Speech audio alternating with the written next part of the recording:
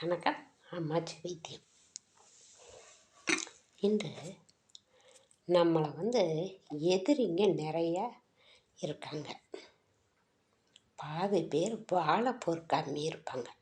நம்ம வாழ்கிறத பார்த்தாவே காஞ்சிக்கிட்டு இருப்பாங்க. இங்கிட்டும் இங்கிட்டும் கெடுக்கிறதுக்கு என்ன வழி இருக்கோ பார்ப்பாங்க. நம்ம வாழ்க்கையை நம்மளை நிம்மதியாக வாழ விட மாட்டாங்க. அவங்களுக்கெல்லாம் நீங்கள் என்ன பண்ணணும், சண்டை போட்டு பம்பை போட்டு அடிச்சுக்கோ பிடிச்சிக்கோ இந்த வேலை இருக்கக்கூடாது. நான் ஒரு அருமையான ஒரு டெக்னிக்கான ஒரு வேலை சொல்கிறேன், அது மாதிரி செய்து பாருங்கள். அதற்கு முன்னாடி நீங்கள் என்ன பண்ணுங்க, லைக் பண்ணுங்க, ஷேர் பண்ணுங்கள், சப்ஸ்கிரைப் பண்ணுங்கள். வாங்க வெடிக்கப்படமா.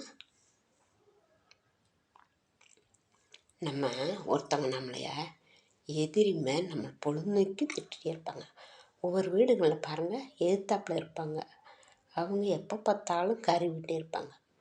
இவங்க நல்லா இருக்கக்கூடாது, என்ன கெடுதல் செய்வோம், யாராவது வந்தால் ஒன்றுக்கு ரெண்டாக போட்டு கொடுக்கறது, திட்டுறது, ஜாடமடையாக பேசுறது.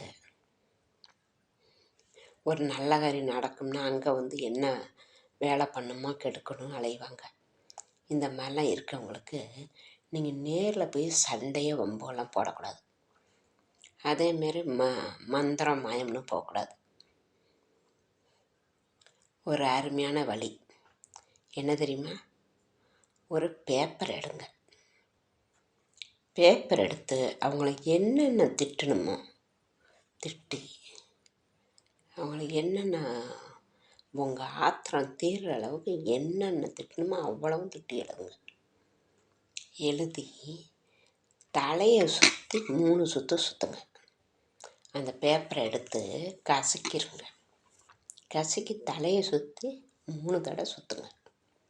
சுற்றி காரி துப்பிட்டு அதை காலில் போட்டு மிதித்து பேப்பர் போட்டு எரிச்சுட்ருங்க. இதை செஞ்சிங்கன்னா அவங்களுக்கு என்ன வரும் அதை ஆண்டவன் பார்த்துக்குவான். ஆனால் உங்கள் மனசு அப்படியே ரிலாக்ஸ் ஆகும். இது ஒரு வைப்ரேஷன் மாதிரி.